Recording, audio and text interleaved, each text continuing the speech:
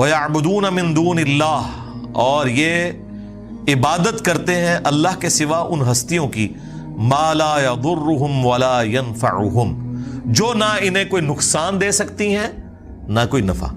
اچھا، فوراً جب آپ توحید کے اوپر آیات پڑھیں تو یہ کہتے ہیں نہیں، ہم نے تو کبھی کسی بابے کی عبادت کی نہیں۔ دیکھیں جی، ہم تو اللہ کا بندہ ہی مانتے ہیں۔ اگلا حصہ چھوڑ دیتے ہیں۔ اللہ تعالیٰ نفی صرف عبادت کے اعتبار سے نہیں کر رہا، بلکہ یہ بھی کر رہا ہے کہ یہ ہستیاں نہ کسی کو نقصان دے سکتی ہیں نہ نفع۔ ایک مرے ہوئے شخص جو قبر میں پڑا ہوا ہے، اس کی کوئی عبادت نہیں کرتا، ٹھیک ہے، بہت اچھی بات ہے، لیکن یہ عقیدہ رکھتا ہے کہ یہ میری بھینسوں کا دودھ خشک کر سکتا ہے، اس کے نام کی میں نے 11ویں نہ دی تو میرے اوپر کوئی مصیبت آ سکتی ہے، تو اس کا کیا مطلب ہے کہ آپ اسے نفع و نقصان کا مالک مانتے ہیں؟ تو آپ بھی شرک ہی کر رہے ہیں۔ اور شرک کیا ہے؟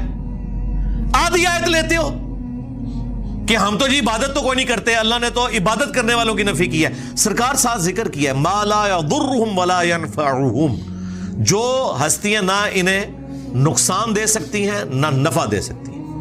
وَيَقُولُونَ، اور یہ کہتے ہیں هَؤُلَاءِ شُفَعَاؤُنَا عِندَ اللَّهِ، وہ کہتے ہیں نہیں، ہم ان کو تو پکار ہی نہیں رہے، یہ اللہ کے حضور ہمارے سفارشی ہیں۔ سیم وہی مینٹیلٹی، ایسی داتا صاحب کو تو نہیں منگتے، اے اللہ دے حضور ساڈے سفارشی نے، ہم سلطان الہند سے تو نہیں مانگتے، یہ ہم اللہ کے حضور انہیں اپنا سفارشی مانتے ہیں۔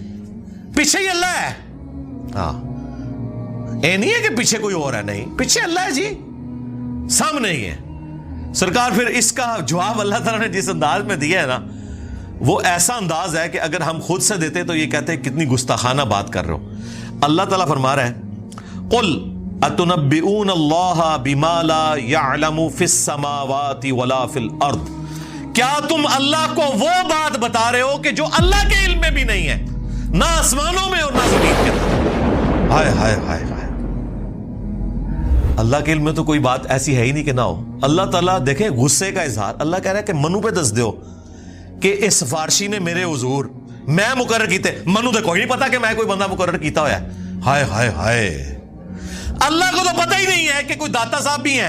اللہ کہہ رہا ہے میرے علم میں تو کوئی نہیں کہ میں نے کسی کو داتا بنایا ہو کہ میرے بہاف کے اوپر وہ سفارشی ہوگا۔ سبحانہ وتعالی عما یشرکون، پاک ہے وہ ہستی، بہت بلند ہے ہر اس شرک سے جو لوگ اس کی طرف منسوب کرتے ہیں۔ اور مشرکوں، اللہ کو کوئی فرق نہیں پڑتا یہ جو تم نے غلیظ عقیدے وابستہ کر دیے ہیں اور ہستیوں کے ساتھ، اللہ کو اس سے کوئی فرق نہیں پڑتا۔ وَلِعَاذُ بِاللَّهِ تعالی۔ دیکھیں جی، اللہ تعالیٰ تو اپنے عقائد اور نظریات کے اعتبار سے بالکل سچی اور کھری توحید قرآن میں بیان کر رہا ہے، کسی کو بری لگے کسی کو اچھی لگے۔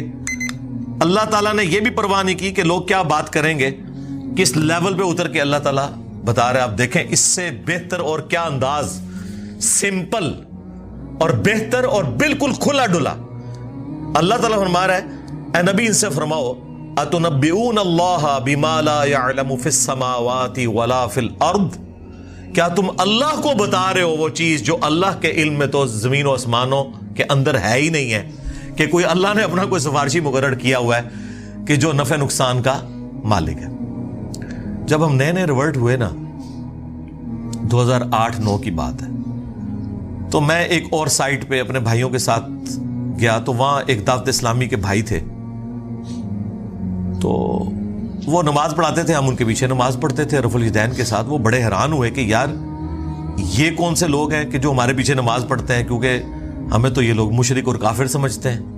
اب انہیں پتہ ہی نہیں تھا کہ یہ مخلوق کون سی ہے۔ تو خیر ہم نے ان سے گپ شپ شروع کی۔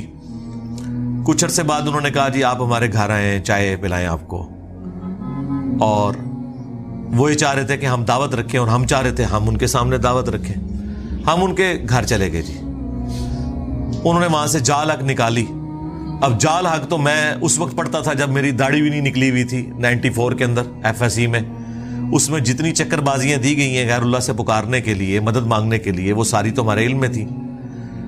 تو وہ کہنے لگا آپ کو ہم پہ اعتراض کیا ہے؟ تو میں نے ان کو یہی آیات پیش کی کہ بھائی آپ کا جو عقیدہ ہے نا مرے ہوئے لوگوں کے بارے میں، ظاہری اس باب میں تو آپ کافر سے بھی مدد لیں، وَتَعَاوَنُوا عَلَى الْبِرِّ وَالتَّقْوَى وَلَا تَعَاوَنُوا عَلَى الْإِثْمِ وَالْعُدْوَانِ، نیکی پرہیزگاری کے کاموں میں ایک دوسرے کی مدد کرو، برائی میں الگ رہو. لیکن جو دعا ہے یہ صرف اللہ کے ساتھ خاص ہے. ایاک نعبد و ایاک نستعین. عبادت اللہ کی ہوگی، مدد اس سے مانگی جائے گی دعا والی. امن یجیب المضطر اذا دعا، بھلا بتاؤ تو کون ہے جو تکلیف میں گھرے ہوئے شخص کی فریاد کو سنتا ہے. وَيَكْشِفُ السُّوءَ، اور اس سے اس کی برائی کو دور کر دیتا ہے. وَيَجْعَلُكُمْ خُلَفَاءَ الْأَرْضِ، اور تمہیں زمین پر اگلوں کا خلیفہ کرتا ہے. أَإِلَٰهٌ مَّعَ اللَّهِ، کیا اللہ کے ساتھ کوئی اور معبود بھی ہے جس کی یہ کوالٹیز ہوں؟ قَلِيلًا مَّا تَذَكَّرُونَ، بہت کم ہی تم نصیحت حاصل کرتے ہو. تو میں نے کہا اس میں واضح لکھا ہوا ہے کہ جو اللہ کے سوا کوئی بھی ہستی، کوئی پیغمبر، جن، فرشتہ، کوئی بزرگ بابا جسے آپ یہ سمجھتے ہیں کہ وہ دعا قبول کرتا ہے، گویا آپ نے اسے معبود مان لیا. تو کہنے لگا قرآن میں جس طرح توحید کے اعتبار سے آیات آتی ہیں، یہ سب کی سب اس سے ریلیٹڈ ہیں کہ آپ انہیں اللہ کے پیرلل میں رب مانو. اگر اللہ کا بندہ سمجھ کے کرو تو پھر کوئی مسئلہ نہیں ہے، کیونکہ وہ تو حزب اللہ ہیں، اللہ کی پارٹی کے لوگ ہیں. تو میں نے اسے بتایا قرآن میں تو ایک آیت ایسی ہے جو آپ کے سارے وسوسے کو سیٹل کرتی ہے. بنی اسرائیل میں بھی ہے. سورۃ المائدہ سے میں نے کہا کہ یہ پڑھو. اب یہ وہ چیز تھی جو جال حق میں تو نہ انہوں نے لکھی، نہ یہ مسئلہ ان سے حل ہونے والا تھا، کیونکہ اللہ تبارک و تعالیٰ نے سورۃ المائدہ کے اندر عیسیٰ ابن مریم کو سینٹرڈ کر کے، ان کی ماں کو سینٹرڈ کر کے بالکل کھول کر توحید بیان کر دی. تو آیت نمبر یہ 75، مل مسیح ابن مریم الا رسول، عیسیٰ ابن مریم تو نہیں تھے مگر ایک رسول، قد خلت من قبلہ الرسل، ان سے پہلے بھی رسول گزرے ہیں، وامہ صدیقہ، اور ان کی ماں سچی عورت تھی، کانا یاکلان الطعام، دونوں کھانا کھانے کے محتاج تھے. انظر کیف نبین لہم الآیات ثم انظر انا یؤفکون، دیکھو ہم اپنی آیات کتنی کھول کھول کر بیان کر رہے ہیں اور پھر ان کی طرف دیکھو جو الٹے پڑھے جاتے ہیں. قل اتعبدون من دون اللہ، اے نبی تم فرماؤ کیا تم اللہ کے سوا ان ہستیوں کی عبادت کرتے ہو؟ ایک تو من دون اللہ انہیں کہہ دیا جو یہ کہتے ہیں جی بتوں کے بارے میں، یہاں عیسیٰ ابن مریم اور ان کی والدہ کو من دون اللہ کہا. کیا ان کی عبادت کرتے ہو؟ تو کہنے لگا دیکھیں نا جی ہم تو عبادت نہیں کرتے، ہم انہیں اللہ کا بندہ مانتے. میں نے کہا نال لکھے ہے ما لا یملک لکم ضرا ولا نفع، جو نہ تمہارے نقصان کے مالک ہیں نہ نفع کے. واللہ هو السمیع العلیم، اور اللہ ہی سننے والا علم ہے. میں نے کہا پچھلے حصے کو چھوڑ دے. اللہ نے کہا کہ عیسیٰ ان کی ماں نہ تمہارے نفع کے مالک نہ نقصان کے. تو شیخ عبد القادر جیلانی تھے، شے ہی کوئی نہیں، عیسیٰ کے جیسا ہے ہی کوئی نہیں. تیرا عبد القادر جیلانی تھے، شے ہی کوئی نہیں. مریم جیسا ہے ہی کوئی نہیں، تیری رابعہ بصریہ تھے، شے ہی کوئی نہیں. اگر وہ نفع نقصان کے مالک نہیں ہے لے جاؤ اپنے باپے. سبحانک اللہم و بحمدک، اشہد ان لا الہ الا انت، استغفرک و اتوب الیک، وما علینا الا البلاغ المبین. جزاکم اللہ خیرا.